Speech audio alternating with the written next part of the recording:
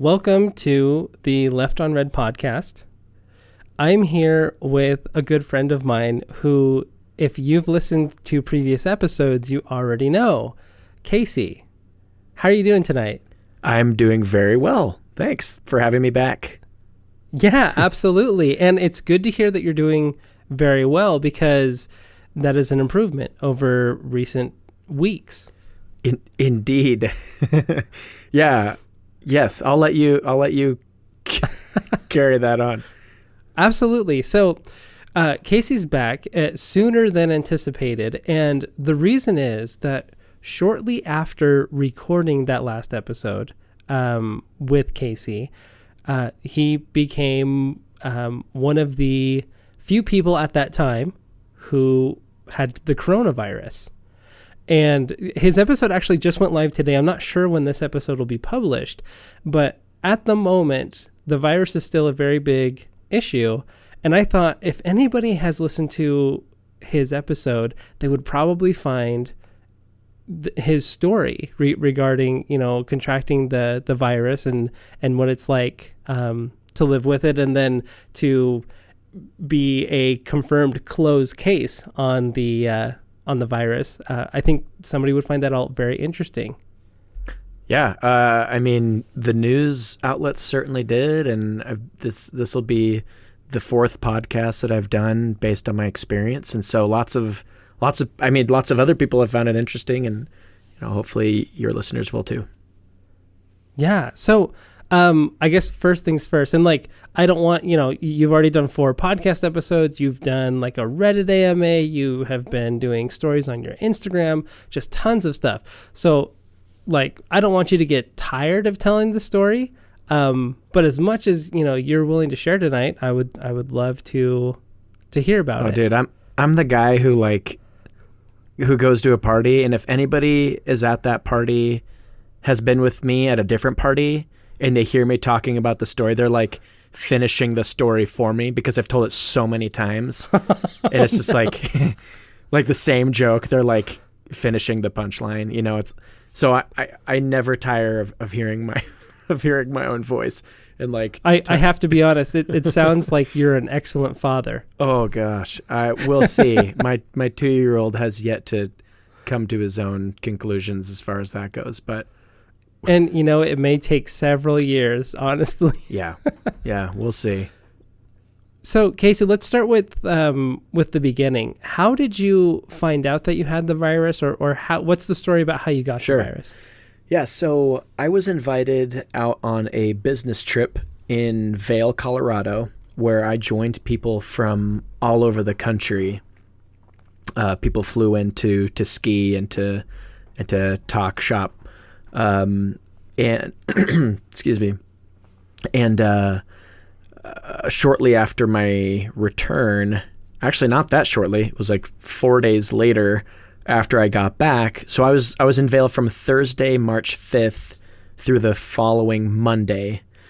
And that next Thursday, so 1 week after I arrived in Vail, I received an email from the organizer of the event, of the trip, saying, "Hey, just FYI, somebody from our group just tested positive for the virus." And at that time, I had developed a cough, and that was it. And I had gone to work a couple times that week, and I had lunch with several different people, and I had gone to the dentist, and my mind immediately shot back to all of these people that I had been interacting with throughout the week, and okay, so I definitely need to go get tested just in case. I need to alert any businesses, any of my friends, any of my coworkers to the fact that they may have also been, infected with the virus. So that's kind of how it started. Was Thursday evening, I get this email that says, "Hey, you might have come in contact with somebody with the virus," and spent the next 4 hours chasing down hospital calls and downloading apps for virtual care and all that stuff. So 4 hours from the time that I got the email to getting a test, to being tested with it. And that's kind of how it all started.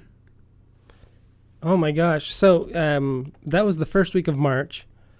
And if I recall correctly, you'll have to tell me what your perception was, but that was when people knew about the virus, but it wasn't a real thing. No, at least in the United States. No, yeah. It had become very real in Seattle and New York Already? and San Francisco. Yes. Okay. But so by the time that I got the virus, the week before, so when I left for Vail, my company had actually put out like an email that said, hey, if you are planning on traveling internationally, you need to get it approved. Otherwise, we're not doing any non-essential business trips internationally. And since this was domestic travel, I was like, oh, cool. So no worries. And like, who thinks that there's all these like epicenters in China and in Italy and Seattle, I think at that time even, but who thinks they're going to get the virus in Vail, Colorado, like this tiny ski town? So I was like, the last thing on my mind going there was like, I better wash my hands and not touch my face because I might get coronavirus. So So you're saying you didn't wash your hands during the entire trip. And I had my hands all over my face the whole time. Everywhere I was going, I was rubbing my hands on my face. Anyway. Oh man. And then so I remember when you got back, you and I had planned to hang out, and I think it was like Thursday in the middle of the day. I was like, "Hey, so are we still gonna like hang out tomorrow night?" And you were like, my wife's birthday. Yeah. Yes. So fortunately, but just a short bit later. Yeah. So when was that? Yeah, that would have been that week. I don't even think I was thinking like, hey, I'm waiting for a test. I think it was actually, I think you had messaged me the day that I found out. Yeah, that morning. Yeah. Or like middle of the day. Right. So just hours later, I find out that I might have coronavirus. Right. Oh man, that was nuts. Okay, so what I remember about that night though is that like I text you and you're like, hey, I'll check on it, but I probably won't be able to hang out because like you wanted to make it a special weekend for your wife, which is cool. And so like no harm, no foul. And then all of a sudden at like 8:00, I'm like settling down and check my Instagram, and there is a crazy video of you at the hospital. Yeah. So like I said, I spent 4 hours just trying to get information on how to get tested because it was like after hours. The first hospital I called, their automatic like teleprompts not teleprompts, but the phone system with the automatic, like, if this is about coronavirus, like, please press 1. Like that, that system failed. It just wouldn't respond to my inputs because like, I guess nobody had used it yet. But anyway, so I ended up having to call another hospital, download another app because anyway, it was this whole thing and it took forever, I thought, to get a test. And so right before I left the house to get the test, I started documenting my experience. And I like used this dumb persona from this little bit that I was doing before on Instagram, the Casey Garland Show. All about. I'm the biggest fan of the Casey Garland Show, by the way. It's all about good vibes and having fun vibes at the same. Just avoiding those neg vibes. Yeah, man. Right. So I start this sequence of events with this character in mind, and then gradually, as it became more serious, it was like, oh, I need to like drop the act and be real. So people who like. So my Instagram exploded overnight, right? I got like 3,000 followers like over the course of a couple days. And so I'm just imagining these people jumping on the first half of this sequence and being like, who is like, what's happening? He goes from like this character to like being a normal person. Anyway, so I left my house. I get to this like to this hospital. It is so shantily made. Like the area I went to, it was like a cardboard sign had been thrown up with like Sharpie, like COVID test here with an arrow pointing to like the loading dock of the hospital. All the lights are off. So I pull up, I'm completely surrounded by cement walls and machinery and like this giant HVAC system for the entire hospital. There's like these garage doors and double doors with coated like locks, and I'm just sitting there waiting, and I call this number, and they're like, "Oh, this is Casey. Okay, we'll be down in a minute." And then like 15 minutes later, the doors, like the double doors open. There's like smoke billowing from the inside, and they're in these hazmat suits. Okay, there was no smoke, but they were wearing hazmat suits, and they step out. I was like, oh my gosh, like what have I got myself into? And so they came to my window, and I had to roll down the window, and then they swabbed me, once in the back of the throat, and then once all the way up my nose and into the back of my throat from there. And that was the most shocking experience of my life. But I'd do it again if I had to. And I'm glad I did, because 36 hours later they called me and said that I had tested positive. Yeah. That seems like a long time from hazmat suits to like getting a confirmation. It's funny you should say that, because to this day I have people messaging me on Instagram saying, "Hey, I'm in day 9 of waiting for my test results. Hey, it's been There's 12 so many days tests out now." Right. Well, they're testing 2,000 people a day now. Yeah. I was case number 6 in Salt Lake County, and now there's like hundreds of cases. But what's interesting is that they've tested over 16,000 people, and only 800 or so of them have tested positive for the virus. 16,800. It's like less than 5%, barely. Okay. I mean, that's still, isn't that about the contamination rate? So I forget what the word is, but the community spread rate or whatever. Yeah. Well, that's the thing. Community spread is a real term. That would be like, how many people did I infect over the course of my week that I was contagious but didn't realize that I had the virus? So they're saying there's only like a 10% community spread, which is great, because that means that 90% of the cases, those people were infected like outside of the state.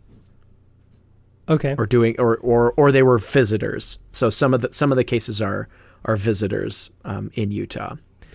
And that sounds like social distancing and that kind of stuff is having a positive effect. Yeah, we'll find out more about that in the coming weeks, just because right now, because they're testing so few people, like the only way you can get tested is if you're symptomatic and know that you've been in contact with somebody that has the virus. Oh, great. What's interesting to me is that there are 16,000 people who have been tested, and only 800 have tested positive. Like, despite these stringent like screening protocols, so many people have been tested who have not turned out to be positive. I just find that interesting that only 5% of the people who've been tested have come away positive. It sucks because everybody who has got the sniffles thinks they have coronavirus. And they have a right to believe that, only because this is flu season and cold season and allergy season and COVID season. So it's like, it could be any of those. And the only way you'll know is if you go and get tested. But the thing is that in my case, for example, all they told me was like, hey, you've tested positive for the virus, stay home for the next 2 weeks. And then a week later, the government was telling everybody to do the same thing, regardless of whether you were sick or not. It was just like, hey, this thing is spreading, stay home for the next 2 weeks. Or, stay home indefinitely, actually. And so what the doctors are telling people is like, if a positive result would not change how you were treated, then don't even come in to get tested. Don't even bother. Because all we'll tell you is to stay home anyway, and they have such limited resources that they're trying to save the tests for people who are at risk and their medical staff, who are people being surrounded by the virus every single day. Yeah. Anyway. I mean, yeah, but like you said, we won't know for a little bit until, our resources kind of catch up with the number of tests that are being sent out. So it's normal and used right now. So exactly. So it's normal to see like this spike in the number of cases right now, just because these are the people who, before social distancing was really a thing in Utah anyway, who are still going about doing their thing. And these are the people that are now testing positive for it. So we'll see the impact of the social distancing in maybe a week or two. But apparently in California, it's paid off greatly, and they're seeing the number of cases. It's not exponential anymore. So that's good news. That is really good news. So when I think back to that night that I saw your Instagram story, and you said that you were case number 6, but that was 36 hours after that night, right? Yes. Yeah. So the night when you sent out the Instagram story, and I saw the video of like the nurses in the hazmat suits coming out of the hospital to administer the test in your car, that imagery was incredibly jarring because as of that date, I think the only like real cases in the US were the Seattle cases. And so like for it to get that real, like just in that moment, that was, like I said, just really jarring. Yeah, it was a wake up call, I think, for a lot of people. And I don't like, it's funny because right after this happened, like a number of things followed where it was like right after that, people started getting serious. Like my company sent 1,000 people home to start working from home indefinitely. And then the government, like everything kind of just dominoed after that. And I'm not saying like I started this thing in Utah because there were already 5 cases, but it happened very quickly. That everybody kind of started taking it seriously, and it's good because who knows? Like I said, who knows? Oh, and I forgot to mention, but so when I was alerted of this, I immediately started telling my coworkers, hey, just so you know, like I'm being tested for this. Just be ready to get tested yourself in the event that I'm positive. And so over the course of that week, I had published all of my traveling, like my whereabouts for that week, like where I ate lunch, where I stopped for this or that, and got out of the car and touched things. And like the dental office, I got in touch with them, and then the State Department got in touch with all those restaurants and alerted those people. And so, and none of the people that I was in contact with ended up contracting the virus. And I can't like I'm very grateful for that.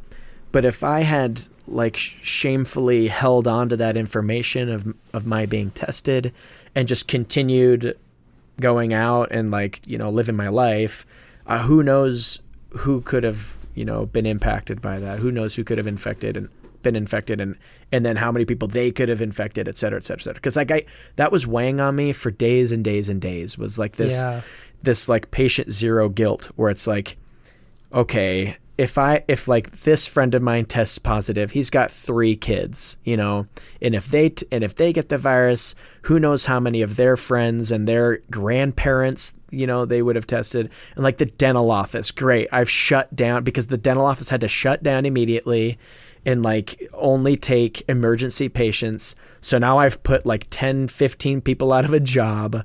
Oh, great. Right. Now these restaurants that I was at are also closing and sending everybody. So it's like that kind of weighed on me.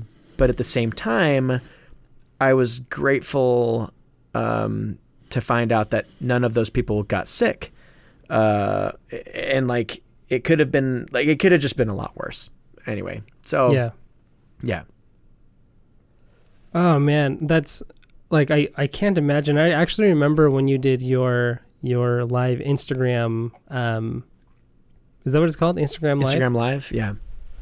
And so like that's a whole nother thing that of course I want you to talk about a little bit. But I remember that a moment during that during that live stream when you talked about this, and it was a very tender moment. Yeah, because emotional. Yeah, I think, from what I saw, you had just kind of realized around that time or just prior to that time that people weren't upset with you for being sick, Yeah. and they were appreciative of the amount of effort you put into protecting the people that you might have put into harm, even if it wasn't intentional, right? Yeah, right. I'm glad you mentioned that because, like, I think a lot of people, because I, like you had mentioned, I have a Reddit AMA about this, and it had like 500 comments on it. People like, just so thirsty for a firsthand experience, and I remember telling people like, oh, because people were thanking me for publishing my whereabouts throughout that week, and I was like, oh, I would think anybody would do the same thing, and everybody was like, no, they wouldn't. Like, not everybody is so keen to be public about like their sicknesses and stuff, and I thought about it, and it's like, I could see that, I guess, like people, it's embarrassing. It's an awkward conversation to have with the business owner of an establishment saying like, hey, like, this is not like, I have bad news for you and your company. Like, I may have like contaminated your entire establishment. And that's not like an easy thing to come out with, even though I didn't feel like it was my fault. Like, I didn't intentionally do that because I didn't know I had the virus, but it's not a fun thing to hear, like the disappointment in that person's voice when you're talking to them, like, and you can hear the gears turning in their head, and like they're just trying to like, okay, well, what do I need to do next? And they're just thinking out loud at this point, and you're kind of just like a bystander at that point, like, okay, now they really haven't considered this possibility, I guess. But so I could see a lot of people being overwhelmed with that thought of like having to come clean with all those people and your own company anyway. And so my message during that live, and I think I put this on my story as well, but was just like that, thinking that there was going to be some sort of weird retribution, like consequences of you being sick, and like your community like lashing out and shunning you for having been to the park that week. And like now they're so mad because now their kids are good. But none of that happened. No, not one person was like mad about me being where I was. And like so many people reaching out with concern and just saying, hey, thank you for telling me. I heard you were at Taco Bell. Can you tell me which, teller you used? And so people were concerned for me, and but they also wanted to know, just in case we had been in the same situation, could I give them more details? And that was it. It was never like, you sick son of a, like there was none of that. And so it was literally, right. So it was very touching to be part of this community, or to feel, because I'm sure anybody would feel the community outreach if they, had been one of the first cases in their area. I'm sure if they had reached out and said, hey, look, like this is happening in my life and it may have impacted yours, I'm certain that as a race, that the humankind, the kindness, people are very eager to show the kindness in humankind. And you can quote me on that. No, but anyway, so that was my message during that session, was like, hey, if you think you might have it, like, don't be embarrassed to tell people and warn people, because the consequences of your not telling are far greater than what they would be if you reached out and talked about it. Yeah. So to be fair, so like I totally I appreciate that, and I'm glad that was, how the community reacted. Like it sounds like everybody was benefited, and it's especially I guess a good part of that is that nobody that you came in contact with was contaminated or affected by that. However, when you did that live stream, that was, I think, a couple days before the social distancing and all that was really became a thing, so. Right? Mm-hmm. So today, if you're going out and doing a bunch of stuff and putting people at risk, that directly flies in contrary to what you should be doing. You know? That's literally against the law. Yeah, you weren't. Like you just said, you weren't breaking the law or knowingly putting people at risk. But today, if you're, not abiding by social distancing and self-quarantine, if you know that you're affected, you're definitely not in the same boat. I'm sure the community is going to help you if you have been sick. Like there's just, you can't always know. Even if you're social distancing, you're still not guaranteed that you won't get it while you're at the store or something like that. Yeah, so be safe. Exactly. One of the scariest things about the virus is the number of people who have asymptomatically tested positive for COVID-19. And so you get all these people going out on spring break to Florida still, partying on the beach still. And it's like, you could all have it, you dummies. Like, what are you thinking? Like you get these senators and congressmen who are testing positive for it with no symptoms at all, and it's like, do you not get it? It sucks that it takes a famous person getting the virus for people to start taking it seriously. And honestly, I think that's one of the reason why a lot of people started following me on Instagram and reaching out with questions was because the only people they knew that had the virus was Tom Hanks and Rudy Gobert. Of the Utah Jazz, right? So it's like, what an embarrassment. Well, it's like if these people are average Joes like myself, and if they have a question about the virus, they can't just DM Tom Hanks and say, "What up, Tom? I just was wondering how you got tested and like what that process like." So they felt like they could relate to me just because I wasn't anybody. I still am nobody, but they felt like, hey, maybe this is somebody who would take the time to respond to a question I had about the virus, which I did. Every single message I got, I responded to. And I think people appreciate having that firsthand person that they can ask for themselves. And I think that's why the Reddit kind of exploded as well, just because it was like, oh, here's an opportunity to ask somebody who has it, who is not going to just, ignore my question because they're too busy or too famous to spend the time responding. Yeah. I actually think, you kind of mentioned that you felt like patient zero, and that, your contracting the virus was kind of this, this route for Utah kind of moving in that direction of, addressing that we could get it. That was right around the time of Rudy Gobert, and, he's in Utah and all that stuff. And I think it is good that you were so public and open about it, like, with the Reddit thing, the Instagram story, but also you were actually on the news. Yeah. And I think that that probably did a lot of good, because you said that your company, having you being an employee, clearly your company should have done that. But other companies in Utah County and in Salt Lake County started to make adjustments.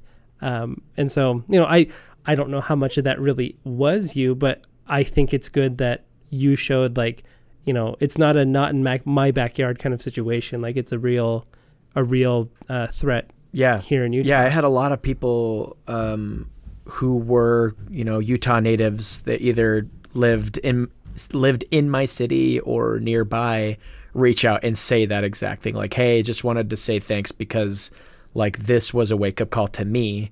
Like, wow, this it's here and it's now. It's not like it's not in China or Italy. It's in my backyard, like you said.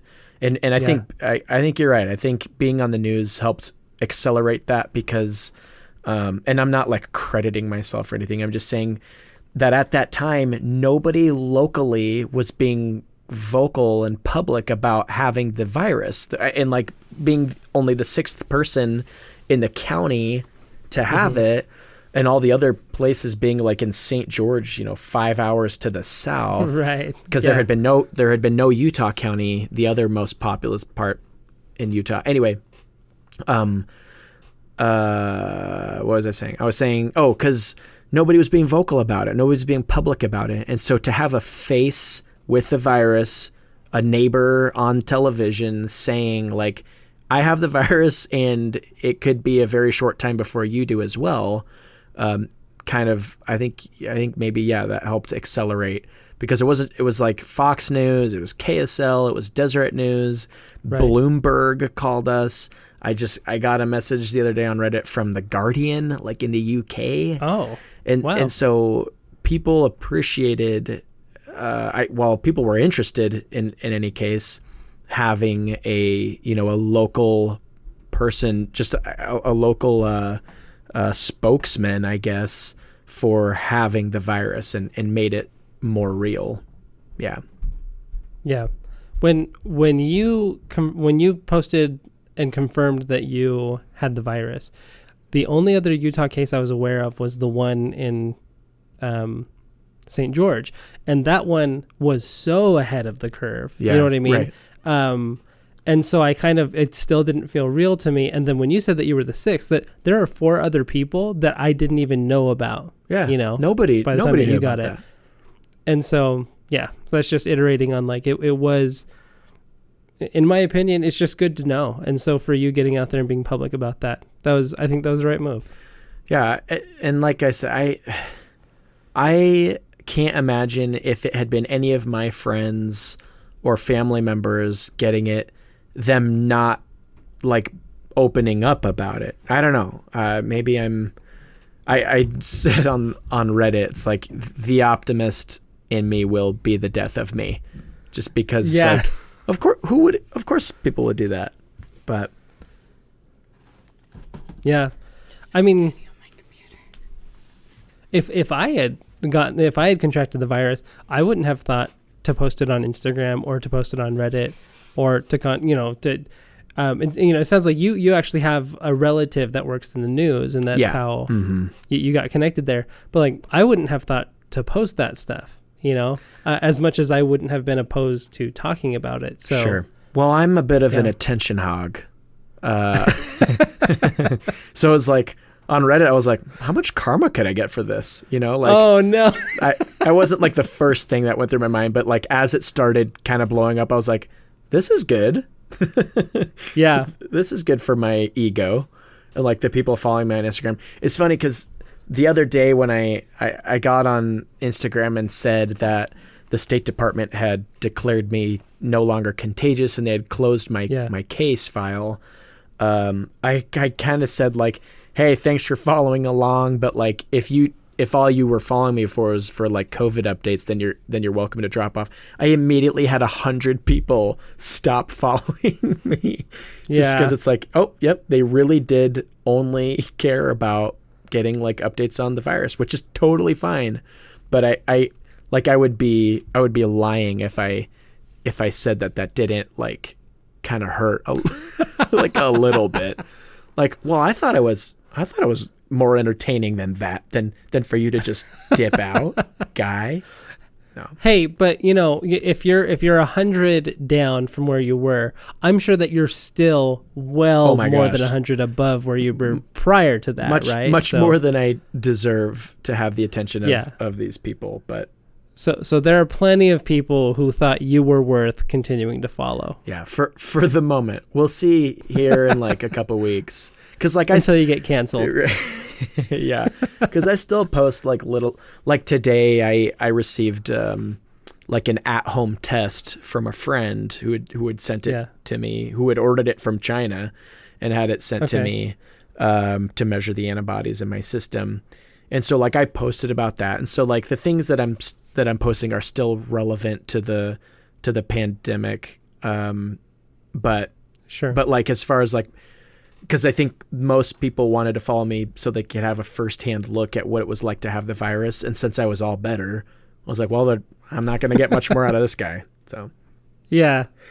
So why did your friend get you a test from China to measure your antibodies? So, this guy's a stellar dude who wants to innovate and help society in general. And at the time, the tests were so slow to come out. There was this recent company that developed a machine that could run your I don't know if it's a blood test or what, but they get you the results back in 5 minutes, and they're putting 50,000 of these machines out a day and sending them across the country.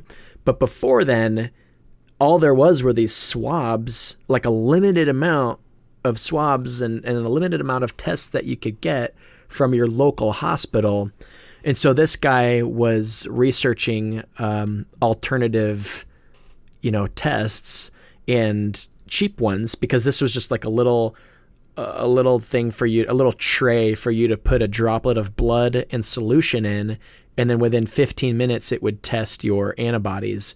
And so he ordered like $350 worth of these tests to send them around to friends and family and just, help people either be at ease or to confirm whether or not they had the virus.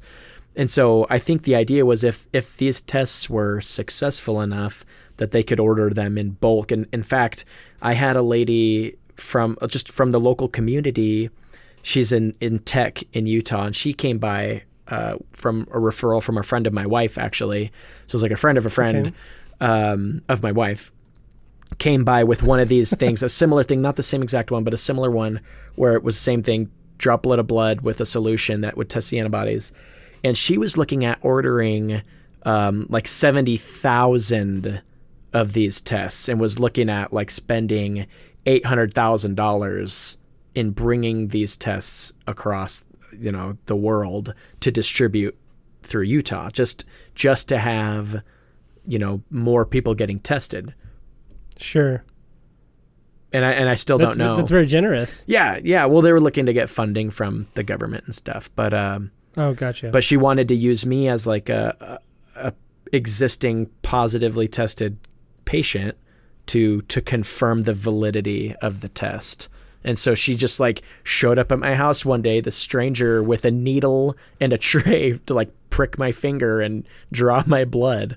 Like I just was like so open to anything to help at that point. And now that I'm recovered, I can actually continue helping by donating plasma. So I have a couple different people I need to contact about that. But anyway, I've just been very eager to help put information out there and help like in any way to stop or to slow the spread. There's no way we'll be able to stop it from spreading entirely, but we talk about flattening the curve, and I just have wanted to do my part to contribute to that, especially as somebody who's been directly affected by the virus. Yeah, that makes sense. So you had mentioned before that there was something interesting about your antibodies. If you're comfortable or if you want to talk about that, do you want to for sure. on that? Okay. I don't know, because I'm not a medical professional at all, and I've tried to clarify that every time I start talking about the virus on my Instagram. It's like, hey, just so you know, I don't know anything about pandemics or viruses or anything. So because people would reach out to me with these questions about like, okay, here are my symptoms. Here's how long and I'm like, hey, look, I am just a guy. You should call your doctor is what you should do. But, okay. But anyway, I did this test, and what it does is it measures the antibodies in your system to see if there are specific antibodies there fighting COVID-19. That's what this serum, or not a serum, this what's it called?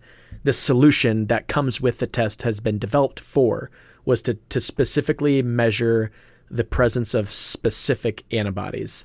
Anyway, there were two different antibodies. One was to measure the presence, to see if you had the virus, and one was to measure if you had it and were now immune to it. And if neither of those lines in the tray showed up, then you were just negative for the virus. Well, what happened is when I took the test, neither of the lines showed up. One was like very, very faint. And so I'm looking at it from, a very unprofessional level. Like, I have no idea what this means. I know I've tested positive for the virus, and I know it wasn't a false positive just because some of the symptoms I've had have been like the more unique symptoms, for example, losing your sense of taste and smell. Like that is a telltale sign of having the virus. And I'm still going through that. Like I was telling you earlier that my sense of smell is still only at like 50%. And right. Anyway, so what does that mean? If this antibodies test shows up like kind of negative, but I tested positive for the virus, well, I've had a couple different people reach out on Instagram saying, hey, like, just so you know, this could mean that it's possible for you to be reinfected by the virus. Like, it's possible that your antibodies are just like very weak or are not in your system at all. And so you could get reinfected, because how I understand viral infections, and again, from a untrained, other than like Google and people telling me point of view, that the way that viral infections work is that in order to be reinfected by it, it has to be a mutated strain of the virus. Otherwise, you can't get it. Once you get it, you can't get it again.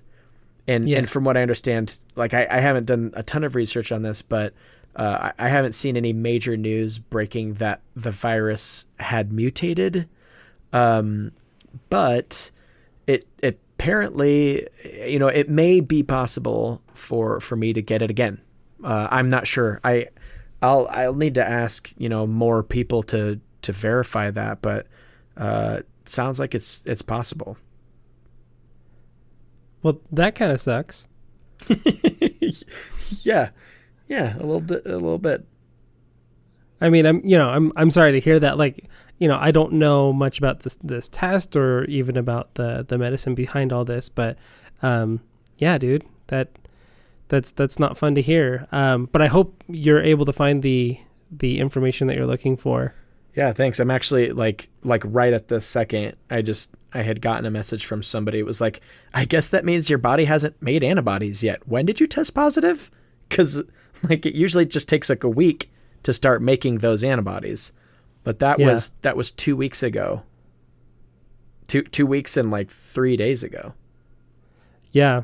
And you said, so you've experienced all the symptoms, but you're basically recovered from most of those symptoms. Yes. Yeah. As far as like the cough and the fatigue and the headaches and body aches and like congestion, which the congestion, like I had congestion and runny nose for a couple days, and those apparently make up the minority symptoms for the virus.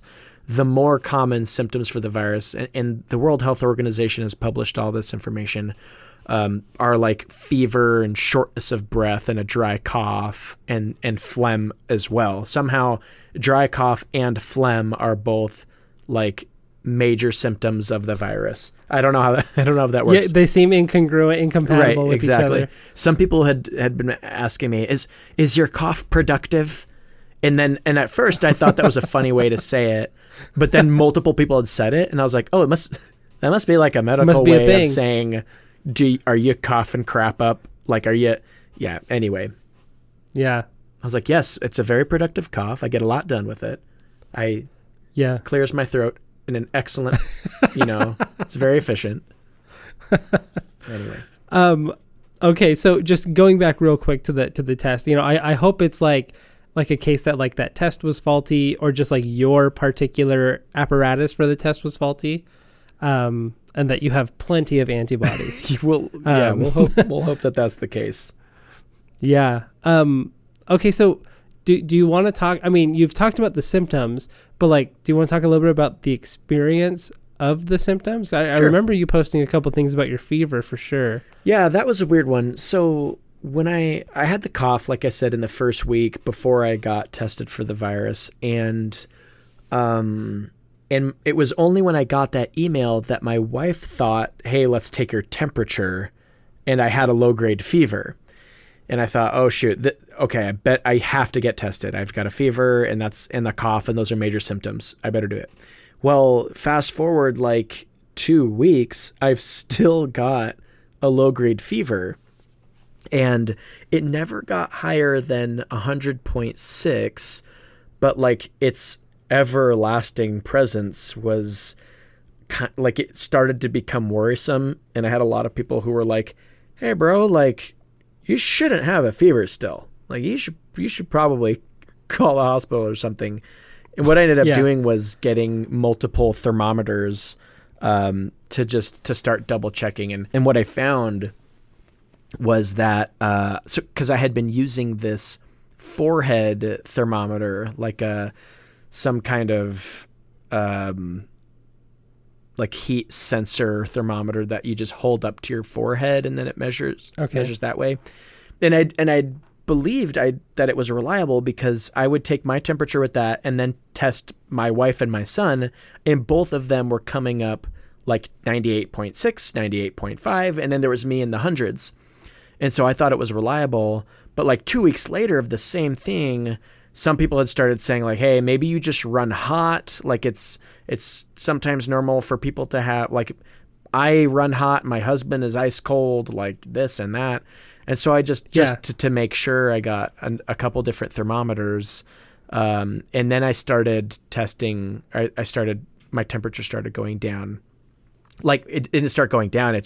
I started with a different thermometer, was just coming up with lower temperatures. And so I started using that one just because I felt a more reliable. They say the oral thermometers are more accurate than the forehead ones, but sure. Anyway, so the fever never really bothered me. It was just like always there.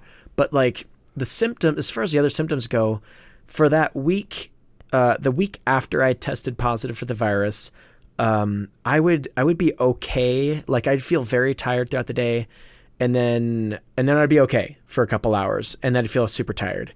And then the next day I would wake up, and then at 8 o'clock in the morning, I would be like dead tired. And then I would sleep for 3.5 hours. And so it was just like this. And then the next day I would have diarrhea. And then like the next day, congestion, and the next day sneezing. And it was just like this myriad of symptoms. But the fatigue and the headaches, those were like kind of always there. And I never used anything to treat myself because it's a virus. Like you can't take an antibiotic, and but people were messaging me saying, "Oh, take zinc, take this anti-malaria pill," which ended up killing somebody, by the way, because it was like the same chemical they used to clean aquariums. But great, yeah, it's not funny, but. Yeah. Oh, sure. Yeah. It's crazy that people like not to get political, but people, as far as the president, were like endorsing these unfounded chemicals for treating the virus. And so people are just like, well, hey, if the president says it must be, it must be good. And then they die. It's like, gosh, that sucks. But I think it's safe to say that you should listen to your doctor. Yes. Please. And it's like, we respect, all professionals in their field, right? But like, you are an individual and you are different from, the people around you in at least one way. So like, stick to what your doctor tells you, Right. Yeah. So anyway, so, just gonna say again, I never took anything other than acetaminophen, because then all these studies started coming out saying ibuprofen can aggravate the virus, and then like the World Health Organization backed that claim by this French study, and then like days later walked it back and was like, oh yeah, we don't support that anymore. Then like anyway, so I never took ibuprofen, just out of caution, out of precaution. Just all I've ever taken for medication was acetaminophen. Like I never took like airborne or vitamin C supplements or zinc or anything. And maybe that's why I was sick for so long. I don't know. But I never felt that I was so sick that I needed additional medication. And I just kind of let my body take it from there. And I did okay with it. Like my symptoms were all pretty mild, like the fatigue aside. It was more like a really bad cold for a long time. And that was it. And I'm very grateful for that, because all the media seems to want to portray are these horror stories of younger people, who are otherwise healthy, up and dying, for seemingly no reason. And so many people have been panicked and reaching out and saying, oh my gosh, I'm so worried. I've got a cough and I've got a fever and I don't want to die. And I'm like, oh my gosh, like, I think that you won't, that those things have been in the minority, of cases. Like you look at the amount of people who have tested positive and recovered, far outweigh the amount of people who have tested and died. Like the virus, I got all these people saying, I'm so worried for my 2-year-old. I'm so worried for my newborn baby. I'm so worried about these kids. And it's like, well, the virus hasn't killed any kids, really. Like it, A, hasn't affected them symptomatically, and B, hasn't ended in death, in like 99.9% of the cases. Yeah. And then even from kids from like 10 to 19, it was like 0.2% like chance that they end up dying from that. And it's most likely because they were already at risk. Anyway, because it seems to be targeting the elderly and the at-risk, people who are immunocompromised, which is another word I learned from people messaging me and saying, I'm immunocompromised, I'm worried. Anyway, so it just is more likely than not that my experience will, if you got the virus and you're an otherwise healthy person and you're younger, in your 20s to 30s, 40, maybe early 40s even, I don't know. You're more likely to have a mild experience with the virus, but it does affect some people very seriously. And that is why you shouldn't take any chances. And the social distancing is very important, if not for you, for the people that you might infect while you're out and about and having a grand old time. Like, I would hate for my grandparents to be killed by the virus because some dumb kid thought it would be because he wasn't symptomatic to go out and, party around the grocery store. I don't know. Anyway. Yeah.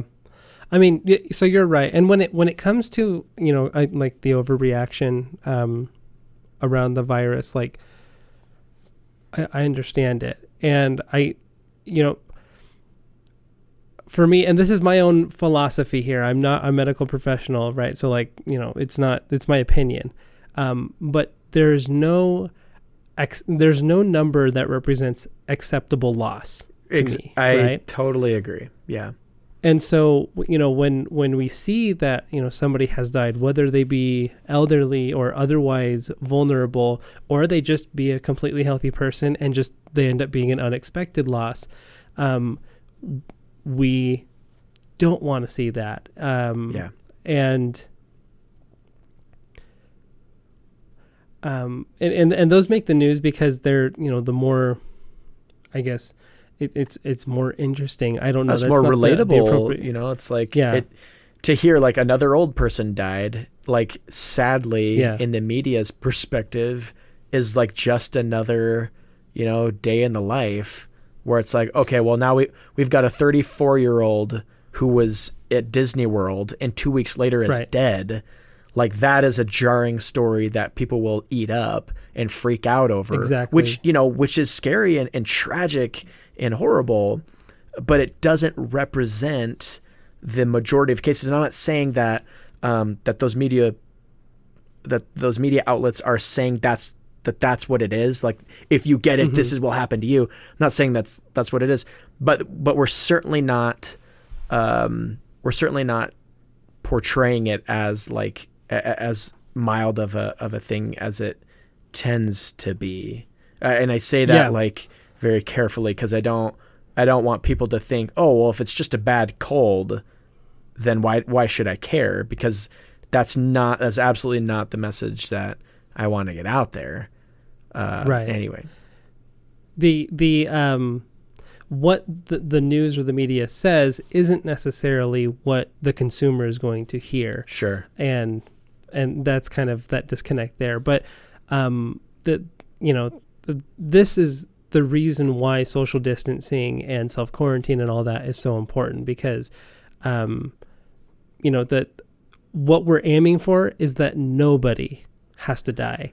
And the more resources that we have available, the better care we can provide to the people who are affected and the people who are vulnerable.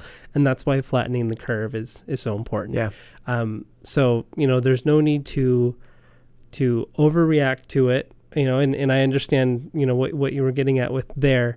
But it is serious. We do want as few people as possible to be contaminated, and thereby as few deaths as possible to occur. Yeah, I think overreacting can only occur like in your head. Like I don't think we could, like, and I've heard this and I've read this from other, like not the Surgeon General, but someone in the White House, like, who's leading the pandemic, not Mike Pence, but like the pandemic, somebody on the board of like pandemic something or other. Anyway, they were saying we can't overreact enough, like as far as like doing whatever we can to mitigate the spread, right? Like, you can overreact in your head and thinking like, oh my gosh, like, if I leave my house, I'm going to die. Like, you need to be reasonable and realistic with this. And like, you can only do as much as you can, as far as like sanitizing and washing your hands and, wearing a mask or whatever, which the CDC discourages healthy people from doing. Anyway, but like, as far as the social distancing goes, that we can't be over, careful. We like you said, there's no way you're going to overreact by preventing the spread any further than it already has gone. Like, by saying no to an invite from a friend to go record a podcast, like, that's not an overreaction. And for the record, we are doing this podcast virtually. Right. For that, yeah. For that reason, just because it's like, you don't want it. You shouldn't take any chances. Anyway. Yeah, that's great. So actually on that topic, and this is more of a personal thing, was there ever any point where you were scared? No. Like I said, I think it's important to be realistic with this kind of thing. And maybe because my symptoms were already very mild by the time I had tested positive, I had already convinced myself that it wasn't going to get much worse. And I had done enough basic research to understand that people were living through the virus. There were people dying, but the majority of people were living. And that was what like I said, the optimist in me will kill me someday, because someday I'll be like, well, most people are living, I'll be okay, and then I'll die. But like, that was the truth that I hung on to, I think, for the majority of my time with the virus, was most people live, it doesn't affect kids. And that was what I held on to, is like, watching my son every day, who's 2.5 years old, like, just thrive in this environment where supposedly he has the virus because it's so contagious. People say it's 10 times more contagious than the flu. Like, there's no way by the time I got tested that my wife and son hadn't already been 100% exposed to the virus. And people were asking me if I was self-isolating myself from them. And there was no point, because 6 days after after coming home, there was no way they didn't already have it. But, you know, considering the amount of time we had spent together and the proximity that we were throughout that week, keeping myself in my basement for the next 2 weeks was not going to do anybody any good. Least of all my wife, who would have had to take care of a 2-year-old inside for 2 weeks.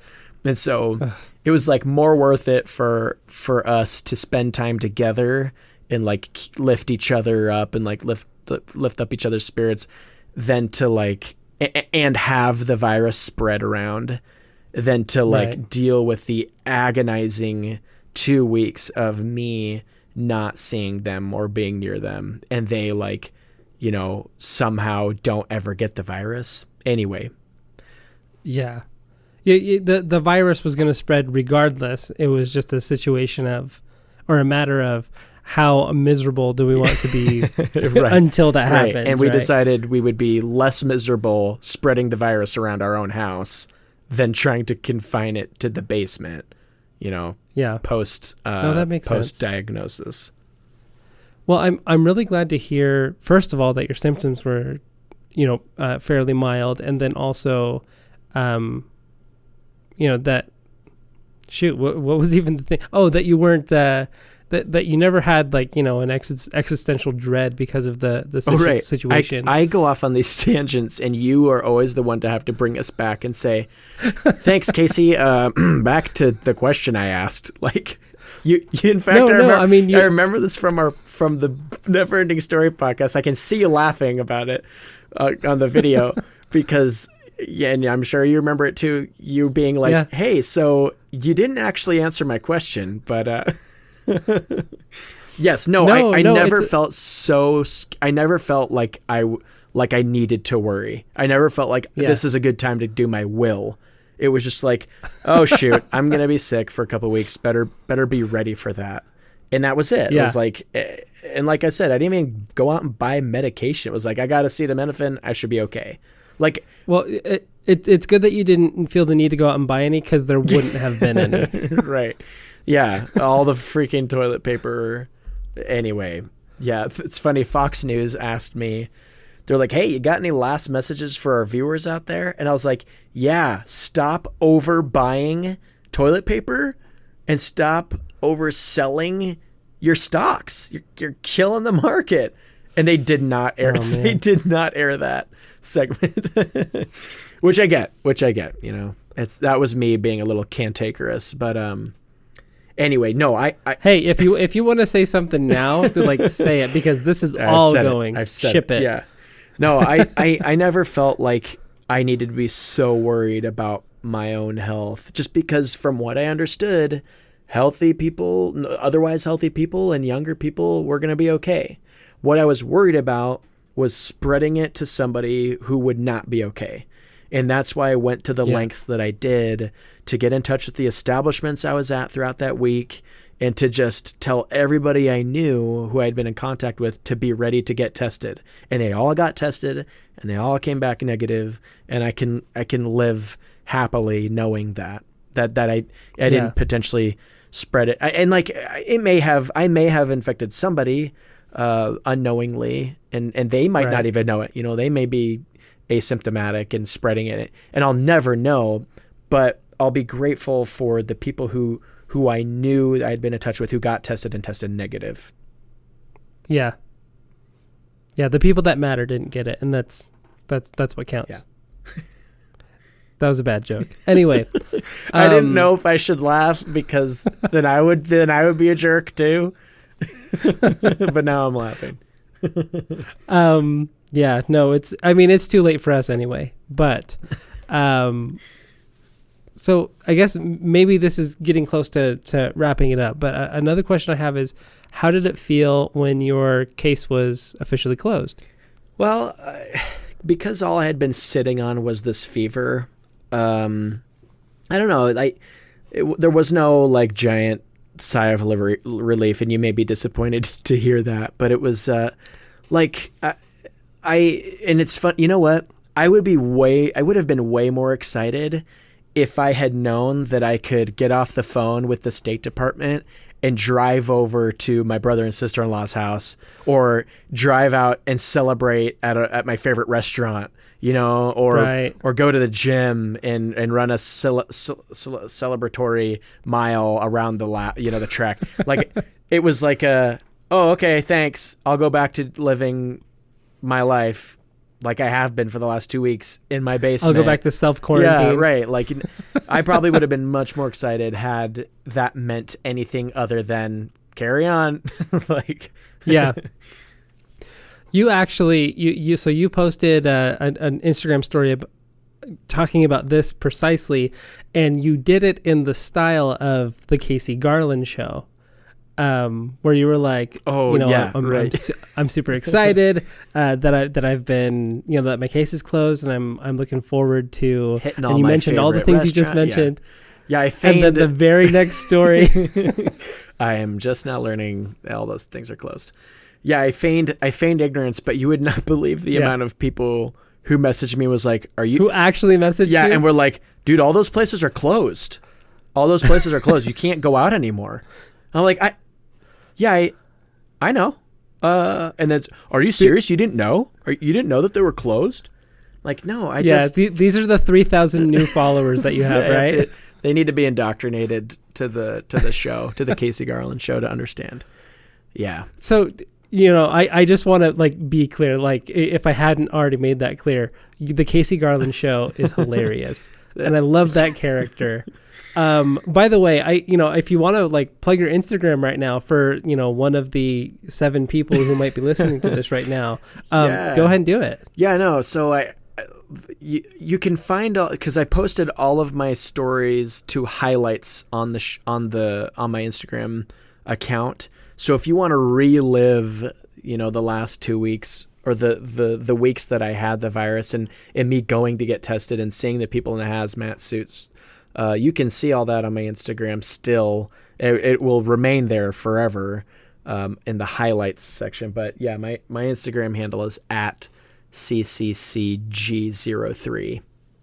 Or I think you can just type in the search bar Casey Garland and I'll show up. Cool. And I'll tag you in the Instagram post for both your previous episode and for this episode in the Left on Red. Cool. Yeah. Right on. Instagram page. Awesome. Yeah. But so I think that's just about all the questions that I can think of. Do you have any not final words, because that's a little too solemn. Plus you are on this side of the coronavirus. Yeah. But any closing thoughts maybe? Other than stop panic buying and panic selling. Yeah, no. Just I think the most important thing to do at this point is to just follow the guidelines that were being given by the CDC and your local state departments. Just do your best to stay in, and the sooner everybody gets on board with that, the sooner the virus will dissipate and we can get back to living a normal life, which if you're not eager to do, I am, because I've been living it for 3 weeks already. Just do your part to slow the spread, flatten the curve, and soon enough we'll all be through it, and we're all going to get through it. I think that's another important thing to hear, is that we're in a couple months this will all be over. The economy will reestablish itself, and all will be well. Cool. Well, hey, Casey, thank you so much for sharing your story, for, telling us about what it's like to get and survive the coronavirus. That's very interesting. And I feel, I don't know, is it the right word to say lucky that I get to have this conversation with you? In several ways. Yes, I suppose you are. And I am as well. Yes. I am lucky to be here having this conversation with you about my recovery, Very cool. All right. Well, I think that does it for this episode, this very special episode of the Left on Red podcast. So, Casey, thank you for telling me about your favorite virus.